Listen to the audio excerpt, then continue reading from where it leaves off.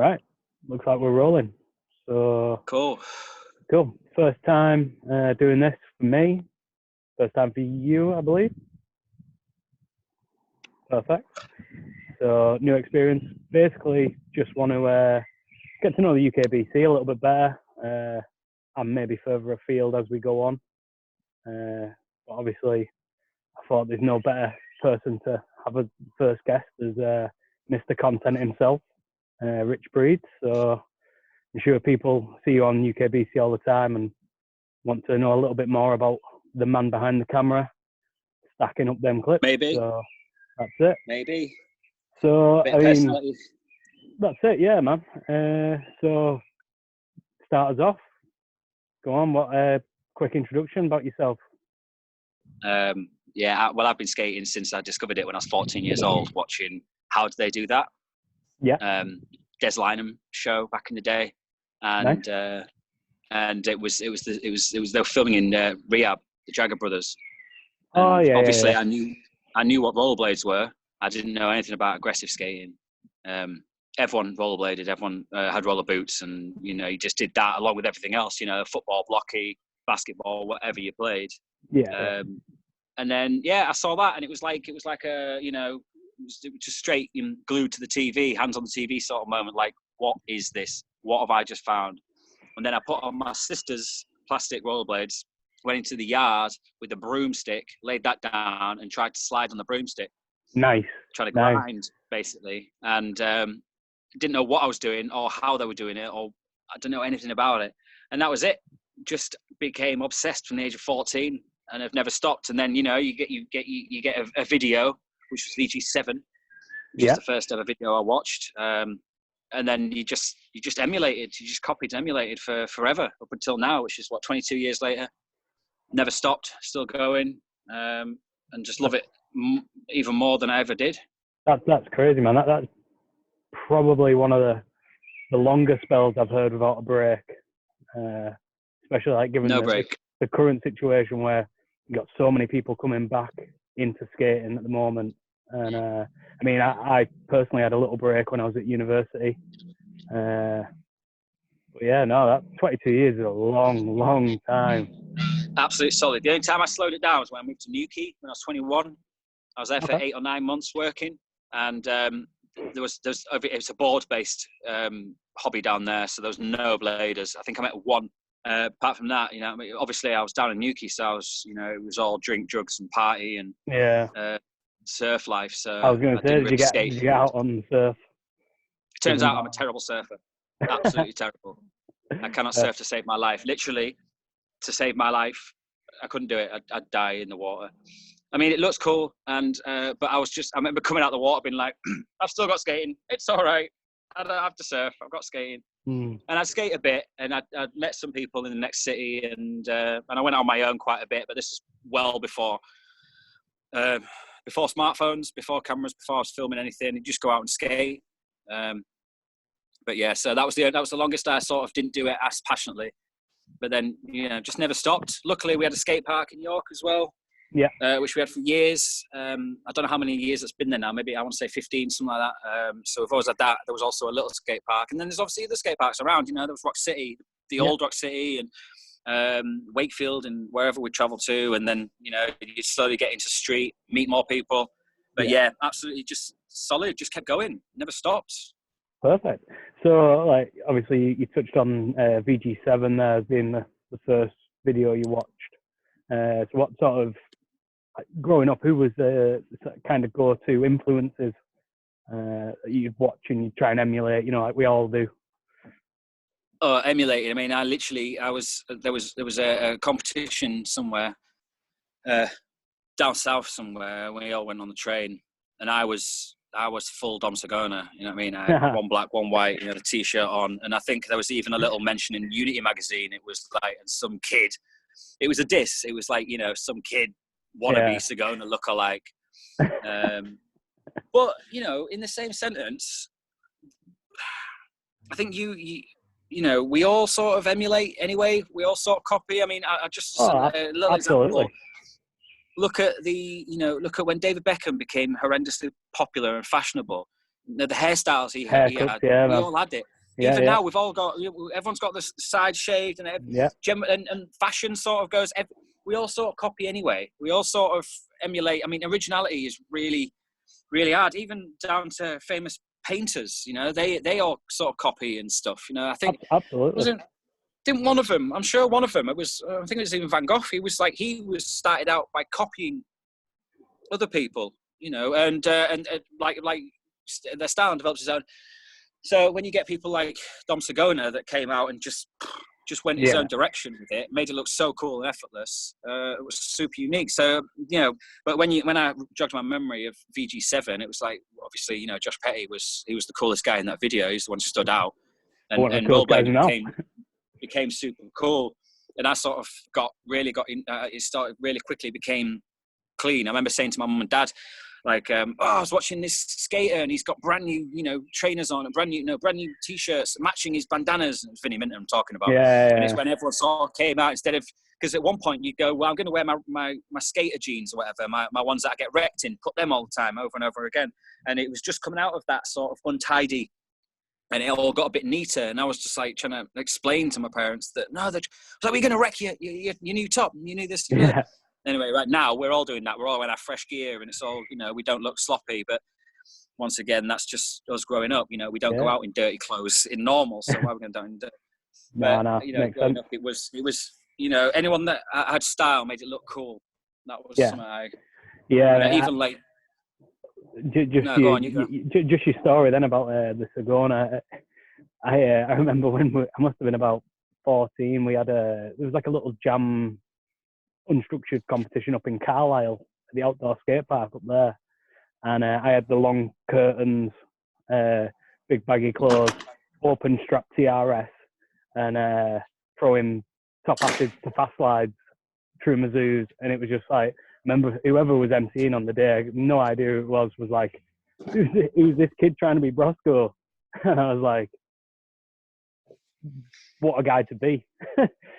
So yeah, I couldn't even argue. I was like, yeah, absolutely. Like, not ripping on, like, not, I can't emulate that style, but you know, the influence it has when you watch certain sections, like that KFC section for me, just blows me away every time. Just to this day, it's easily one of the best things I've ever seen. So, but just it brought it all back to me then when you said about the Segona one. There is a whole philosophy, there must be a whole philosophy thing about it, but you know, people want to be accepted. People don't want to be outcasts. They don't want to be, and even every subgenre of whatever you want, you know, say goth, or you know, the tattoo lifestyle, or the dancers, or the, you know, it's everyone's sort of looking at everyone else for appreciations. It's always going to be like that in you know, the creative circles, music and art. It's no different with blading and any sort of extreme sport. You know, anything that has that touch of flair. Everyone's got their own unique styles and you know, little can't think of the word off the top of my head. You know, just the little bits that make them, which is exactly why we all love it. But we do. Even now, you know, I struggle. I'll if I watch a section before I go out, that section's then like in my head, and it blurs me a bit. I end up not being open enough to do sort of, what's the word, like to be able to be your own creativity. You know, you've just watched a Kelso section, so then you're trying to get all Kelso-y and techie in your head. Whatever. I have to stop watching. As soon as you throw that Fish Guides on, that's it. Fish Guides. Fish Guides all session. I remember when I was younger, you know, you'd watch an Aragon section, you go out and you'd sort of be pretending you're Aragon sort of thing, or having that vibes going on. Now I have to stop watching the Enin sections before I go out, because you just get to a spot and you go, what would Enin do? And you're like, well, you're not Enin and you're nothing like him, and he's on a different level, and he's not going out thinking, what would so-and-so do? It's, you know, I think it's quite smart to not maybe watch anything before you go out, just have a talk for your mind. Currently, I'm trying to, like, when we all get back on it again, I want to try and stay away from other influences for a while, try and not look at social media for a bit, not get anything blurry in my head, just literally try and be totally free and just go your own sort of. But it is hard. I mean, I'm heavily influenced by, you know, other people and I mean, I've got to admit, I like watching a section before going out, just just to get gas, just to want to go out and, you know, try some new stuff. But no, like I can completely understand someone wanting to go out as well and just try the whole new, their own thing, which it's just me cool, personally. Man. It just clouds it. I just get clouded with it, and then I'm like focusing on. You know, I've got someone that's incredibly better than me in my head, and their sort of styles and tricks and something they've developed, and it's like, it struggles. So, trying not to really. But fair play. So going back to when we all get out of this ridiculous global situation that's going on, obviously you'll be skating around Yorkshire, mainly York, I would assume, and probably Leeds and them sort of areas until we're allowed to fully travel. So what's the scene like in Yorkshire at the moment? Obviously, I know yourself and I know Binge and I know a few of the other Yorkshire lads, but I don't actually know too much about the scene in Yorkshire. No, well, York obviously is home, and it's. I feel lucky to have it because, like I say, we have the little skate park. So once a week is like training day down there. You know, Monday night, 2 hours of just pure training. Yep. Take what you want from it, whether you want to go ham and try and balls out, or if you want to try and work on something, or just once again just try and emulate what you've just watched on the latest video. But it's good. It's really good. It's like a little family, like it is everywhere. You know, you've got a really good group of mates that you just, when you hang out with, you're always laughing. The Leeds scene has definitely gone now. That was represented by Sammy. So that was my reason to go over there. So we'd go out and hang out and skate and film, and that was really good. And he's phenomenal to watch. So it's, but you know, I think Yorkshire sort of spreads out to Halifax way, doesn't it? Or the Blade Life crew. Yeah, absolutely. It's obviously there's the Mags nights they have on Wednesday, I believe. I've been down to a couple of them. They're always good fun. And then, you know, the boys in Halifax always want to skate street as well, weather permitting, like up north. But always keen for a bit of that. But, I think the Yorkshire scene's it's for me, it feels just nice. Everyone's really, really friendly and nice and keen and complimentary. You know, everyone's just complimentary. There's no, but it's different. If you go to Manchester, that's a whole different street session. Oh yeah, definitely. Yeah, and them boys go big. Just that's something hammers else. And crazy tricks. I don't take my skates. I take pom-poms. Yeah, just big go and cheer on the boys. Cheer on the boys. Big foam fingers. Go on, Alex. Go on, Colin. Go on, fella. I'll get the camera out. Don't worry about it, boy. It's all good. I'll watch. You guys are brilliant. Yeah. They also skate a bit different. You know, I guess our little vibe is, you know, we'll go out and it's constant. It'll be constant for 4 hours. You know, we'll go right next spot. You know, where theirs is very relaxed and laid back, and you know, even beers and stuff, which is phenomenal to watch. You know, it's very, very relaxed, and they're all so good. It's different. It's so naturally good. Naturally good and naturally good. Yeah. But I can't wait to get back on them sessions anyway. I think the Yorkshire sort of bases a lot around its little, you know, the for me anyway. I don't know when you say Yorkshire, there's so many out there, but the York skate park is a really good basis for it, like base camp sort of thing. That's what I sort of, when you say Yorkshire Bladers, I think of the York skate park, the little zoo, which is so family sort of vibed and friendly and nice. Yeah, I was gonna say that's always nice to have, like, you know, that little family click feeling where you just feel comfortable and you can just go be yourself and enjoy the session. That's good, man. I mean that and it's Blades only as well. Yeah. You know, that kind of brings me on nicely to a next point. It's like, how are you coping in lockdown without that sort of, you know, regular interaction and Monday night sessions? What have you been doing to keep yourself entertained? I see a lot of that Harry Enfield stuff, you know, that skit stuff you've been doing. Is that just to keep you entertained? That really is. That's just, just literally, if you get an idea in my head, I'm like, right, I'm going to do that. And it's always fun to try. And I don't know. It's just, I'm constantly making silly little videos. When I was sort of, my latest Facebook, which is now, I've had for like 3 years, that one, I just, when I got that on, I was like, right, it's only going to be positive and fun and happy stuff. I don't need to tell anyone that I'm depressed. I don't need to tell anyone that I'm having a shit day. I don't need to whinge or moan. Just, deal with it in reality. And so it's just purely, entertainment sort of thing. So that's all that is. But we've been out for a few little sessions here and there. I always feel guilty when I do. I always feel guilty. You go out and you have an hour and you feel like, one, if someone sees this. Two, you're like, every time you're going for that little trick, you're like, this front side could be the one that puts me in hospital. Yeah. Hopefully not. Don't fall on this front side. Yeah, I completely get that, man. Like, and I'm as guilty as probably most of UKBC. I've been out skating the box that me and Lewis built, and we've had occasional little like small sessions here and there. I understand where you're coming from. I mean, obviously the UKBC at the moment is blowing up with one side of the fence or the other. I'm very much on the fence. I can see both sides of the argument. Can't really, disregard what one person's saying over another. It got a bit crazy, sort of 2, 3, 4 weeks in. It seems to have mellowed out a little bit. But yeah, this whole lockdown's got people so twisted, and people just need to get out and do their own thing and keep themselves safe and happy, man. Like, I can't stress that enough, like how bad it's been for, obviously everyone's got a different situation. Like for me personally, my work situation hasn't changed. I've been working from home since October. So for me, nothing's changed in regards to work.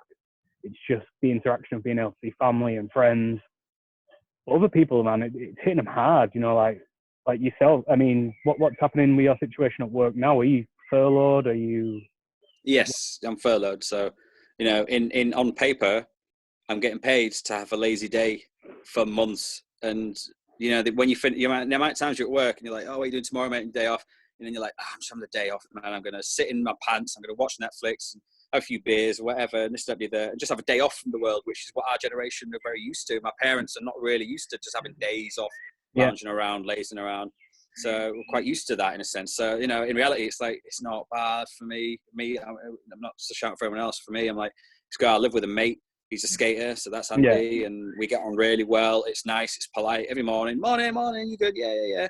There's no arguments, but so it's good. But like with the skating thing, I mean, I realised like when we go for an hour, or whatever, and if you hit a bit of street or whatever you're doing, there's only been a few minutes where I've totally forgotten about the virus, and I'm literally in the zone of the session right now. I'm in that trick in that moment, and I've forgotten about all the little work and the guilt or whatever else. And then, so that's been really nice. But I also may realize that because I can't enjoy it to its fullest potential, which is what I enjoy getting out of blading and my blade and as well, then I'm all right. If I can't, it's like, it'd be like going for a meal and not being able to have, or just have half burger and then you have to leave. It's like, well, I want to have the full burger. Well, I want to have the full. So if I can't have the full experience, I'm all right. I'm just going to wait until I can have the full experience. It's not forever. And so we will be out again, and this will all be a distant memory.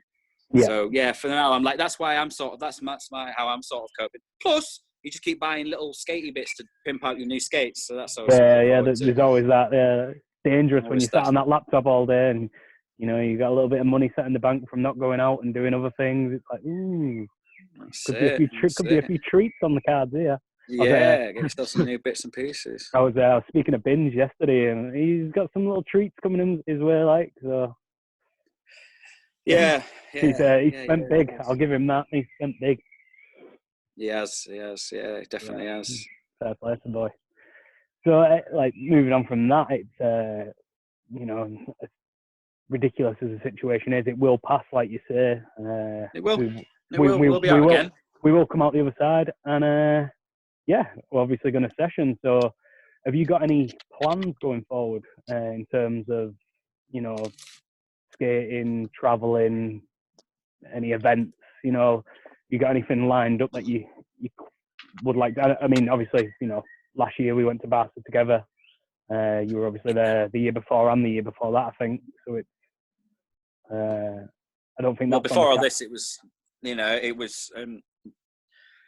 was all going very nicely. I could keep repeating the years as they go on. You know, you hit your Barca, you hit your Winter Clash, you go on a little solo mission if you want, which I quite enjoy doing, and then competitions and all the events around the UK, and just general in between working. You get your street sessions in, hanging out and stuff, and just the best days ever. Yeah. So, you know, it was nice. I was looking forward to all that, and I was hopefully going to go to the Blade Cup as well. That was something that was on the cards. That was one of the things I was going to bring up next. Is obviously still uncertain.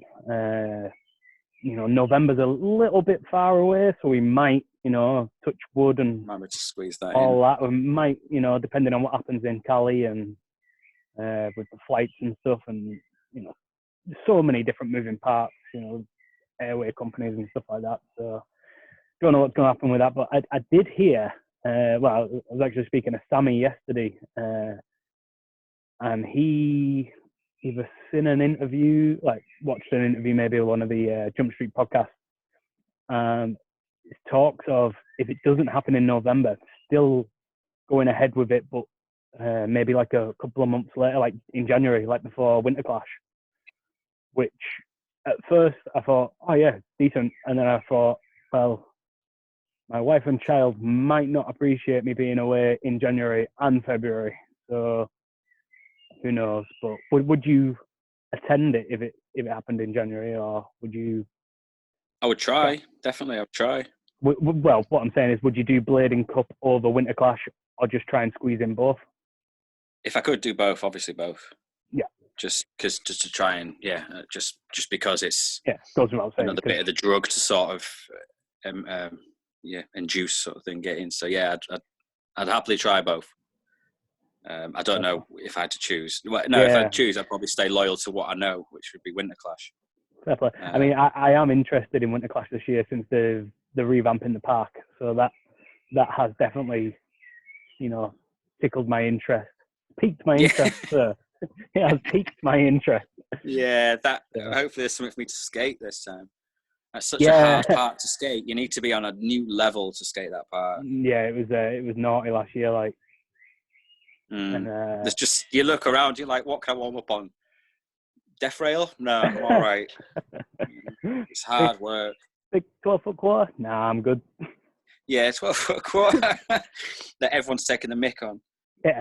No, I wanted to enter some competitions this year. I decided to try and enter some more, and that was what I wanted to do, but that's not on the cards now. So no, when I get back, it'll be a Them Skates edit that I'll obviously be working on to try and obviously every time you make an edit, I try and beat myself each time and try and have the best edit. So that this will be with the new skates. It'll be when I get back, it'll be working on something new. Same stuff, but just try and make myself the best edit I can. Yeah, and that's another thing as well. The amount of content. Obviously, I didn't realise until you started. Obviously, you've not been able to create content for the past 2 months, so it's been a case of sharing, previous stuff. And I didn't realise how much stuff you actually have until you share it all and went back and watched a lot of it. It's like that's hours and hours of footage, man. Like so much stuff. I'm gonna go do some car park hockey, mate. Okay. Yeah. Cool. See you later, Ben. Yeah, it is. I love it. It's so that's where I can get creative.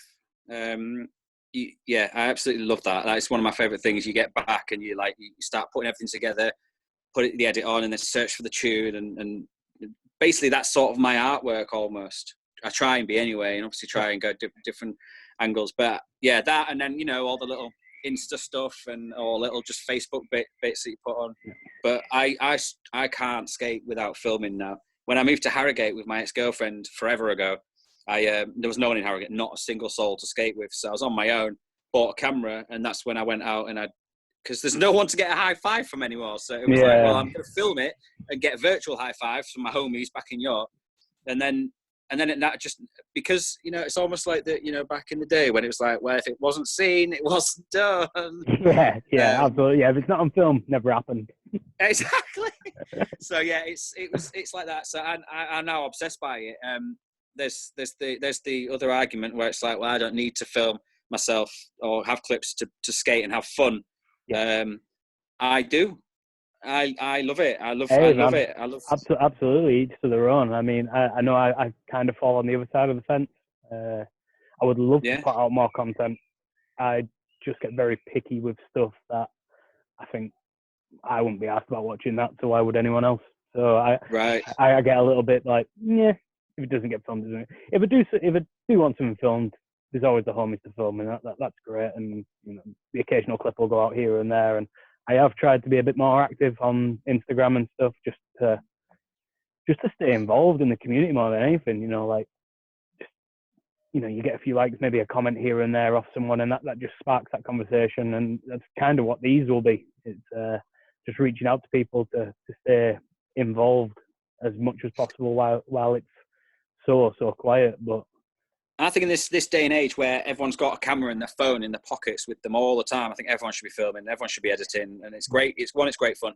Two, I want to see it. You know what I mean? You go out to these events and you meet. I was in Scotland with a chap, and he was doing all the fancy rough grind tricks. Yeah. 10 times better than me. It was phenomenal. I was like, "Are you on?" He was like, "Oh, I don't really bother." I was like, "Please do. Yeah. Bang out some edits. Bang out some clips. I want to see these. He's inspiring me." And I just think everyone should. I think everyone should, really, and it's good fun. But also, you know, for me, like for example, YouTube. That's not a place to get views. It's Facebook gets you views, but my views anyway. But YouTube's purely just for nostalgia, so you can quickly find your videos, look back. Because I've always lived off the quote from Dom Segona that I read in a magazine when I was a child, and it was one of the lines are like, "Never look up to anyone else because they'll always be ahead of you. If you can look up to yourself and beat yourself, then you're always going to be winning." Something on those lines. And so basically, you know, if you can get inspired, because it's not a team sport, because it's your thing, you know, if you can inspire yourself and get inspired from your own skating, look back and go, "That was cool. That looked win." And you're winning, because it is you create your own content, you create your own art, your own whatever. As much as we like watching others, I think it's key to. It's the same as, you know, the same way you get dressed in the morning and put on what you think looks good. You don't get dressed and think, "Oh, I look like a twat. I'm off out to the shops." You know, you think, "Oh, I look quite nice." You know, it's the same as like, that look quite good, that trick, that whatever. And it's all about self love sort of thing. And for my skating, it's been like that. You know, it's it sounds arrogant. That it's not arrogant. It's more like appreciating the art you do. You know, you do a painting, you know, "Oh, it looks good, that I'll put it on the wall for people to see it." Well, that's it. I mean, if you did a painting and you thought it looked shit, you just won't bother, would you? You know what I mean? You wouldn't think exactly. Like, it's one of them, like, well, no one else. If I don't like it, no one else is going to like it. So you got to like your own content. That's you've got to like your own content, but you know, be surprised who else likes your stuff. You know, someone else, one man's junk is another man's treasure or something.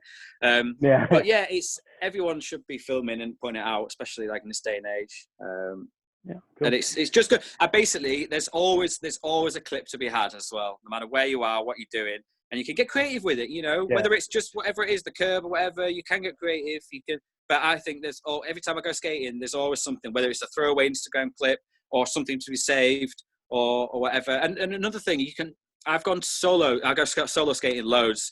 Quite happy to skate on my own. Obviously enjoy it with people, but sometimes you don't get the opportunity. I remember going to this one spot with the camera, and in my mind was, right, I'm going to do this and this on this spot. And it evolved. It became this. I didn't realize there's no point on this. I don't really have a point. I was on about filming it, but anyway, everyone should be filming. It's this. No, yeah, absolutely. We want to see it. Fair play. And going back to your editing and all the content you've put out, do you have like a process? You know, like, do you, like, obviously you were touching on there that you have something in mind, the clip you want to get, you get there, maybe it doesn't pan out, you know, there's clips to be had everywhere, that sort of thing. Do you stack clips to music, or do you fit music to clips, is kind of what I'm getting at. With the creative process, that's quite a fun thing to do. I very rarely have a track in mind, because I use royalty-free music.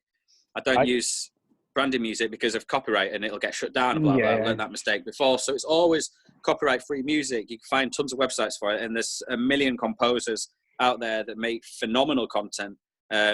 So that's sort of the fun. So it does vary. You can literally let yourself get expressed. So sometimes you'll come back, say from a day, and you've got X amount of clips. You've roughly got them in your head, what you look like. and then you put them together, and then you watch them, and you check the pace out, and you're like, oh, okay, right, this warrants a jazz feel, or a chill out feel, or an aggressive feel, or a hip hop vibe, or something like that. Or you could also get more creative with how you've done it. Like, okay, well, if I can do it this way around, blah blah blah. But I when I do have the tune, that's when I do edit into it. I mean, I remember getting told that once. But I used to just drop the track and hope it lined up. But now I've learned how to. Yeah. Now I've learned how to line it up and make it work. You've also got to watch it back, watch it as a viewer. Am I enjoying this? My housemate put together some clips. He edits on the fly. It was weird. We were out skating street, and he got this clip, and then he stopped, and he's then editing it on his phone and putting it into his section he's got on his phone, trying to like editing on the fly. I've never seen that before. I like to get it all, then get home, then reassess what you've got, and that's when you then I sort of look at it and go, right, this is how I'm going to do this sort of thing. So I sort of let it go. I very rarely have it in mind. It's very, very rarely that the only time I did, and the next I can think of right now is when I did Paranormal Skate Park, and it's just a fun edit that we went to Hull one day in the snow, and it was heavy snow, like white on the screen. Yeah. You couldn't see the roads. We finally got to the skate park, and I had this. We were skating the bowl. And I sort of said to the boys, I think I'm going to do a sort of a horror theme for this. So when you're filming, don't worry about caption all. Just sort of film whatever. I want you to sort of just roll it with it. And then it sort of came out, and then I sort of tried to edit around that. But no, I literally, and I also let the session describe itself, you know. It's so, the amount of times I've gone out going, I'm going to 360 rail this handrail. And then you get there, and it's not a hammer day. Yeah. It is not a hammer day. I go out and let the day describe what it's going to be to me. And then I'm halfway through, you're like, oh, right, okay. So this is what the skaters are doing. This is what I'm going down. This is the vibe that I'm getting juiced off. Okay, right, we'll go down this road. And then, but it does vary, you know. Yeah, no, that sounds like Barcelona last year. Like, nah, no hammers today, boys.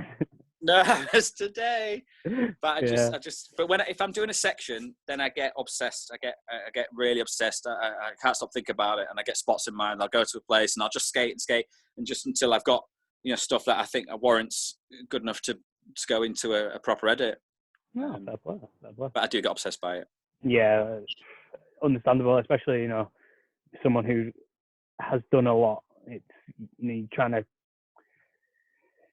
pick at them finer details as well next time round, you know, correcting little mistakes that you probably look back on some of your first edits and think, what was I thinking? Like, you know, like, oh yeah. And that's the same with any creative process, isn't it? So in terms of edits coming up, you've just bought the 909? Yes, but I'm not going to be skating those. Yeah, this is what I wanted to say. I'll ask you really. So is the next edit going to be a them skate with the skate you've got at the moment, or is it going to be a 909 edit? No, it's going to be a 908 edit. 908. So you're going to use the blue, green, all the shades. Yeah, the powders and the intuitions have been sold now. They've gone on because that was okay. I'm going to get them. Accidentally end up getting the two because one was it's a really pointless short story. But I pre-ordered the powders. Got them while they were waiting because there was an extra delay. I bought the triggers as a tied me over. Fell in love with the triggers, banged out the trigger edit, and then the intuitions came out, the blues, when they started doing the intuitions with them. And I thought, well, if you're going to get them, get the deluxe stems. So then got them, and then had to put the Rich Breeds twist on it, as I've been doing since I was a child. Mixed them up, and then it was very park orientated. I got so stressed with my trigger edit, doing that, like anger I've never known before, trying to be better than I thought I was. That I was like, well, I'm just going to chill. And I was skating a lot of skate parks and just getting used to the skates to figure out what they do. Now I know what they do. I've got the fresh ones. I'm going to get them broken in, and then it's going to be, I want to do a really nice 908 section. And then the 909s will get used when they drop a 909 Pro boot, as you and me have spoke about. Delightful. Sounds, I mean, I put a comment, a caption out yesterday just saying I can't wait for that next wave of the 909s because I'm 100% on board with that. Love what they're doing at them. Really enjoying the way they skate since making the switch over with the U1s. Find I don't know about you, I found the plates and the cups, the plastic's really soft. They grew, well, mine have grooved so fast, and I've got like bits coming away around the buckle where I've obviously missed like true Mizzous and stuff like that. But outside of that, I mean, no complaints. You know, skating them hard, so it's not like a judgment on the company. But I'm sure as the 909s come out, and then the next version of 909s, and they iron out some of them kinks. That's what you mentioned, isn't it? Yeah. It's just going to be such a solid product. So yeah, I'm all about that, and very much look forward to seeing some of them edits in the future. Hopefully in the summer as well, because you know we need them street spots, we need them street clips, not that park stuff. Yeah, man. Well, now we're allowed out for 24 hours a day, Yeah. and the NHS has been eased a bit, etc., etc. I feel a lot less guilt. And since I'm not at work, and when all my new bits arrive, then I'm going to just go out and just start hit up the uni, which is a really good little street spot, and just slowly start stacking up some clips. Really good stuff, man. So pleasure as always, and speak to you in the near future, and hopefully session soon. Hopefully, my man. Thank you very much for the phone call. It's been really nice speaking to you, and thank you for listening. Take care, brother. All right, brother. Look after yourself.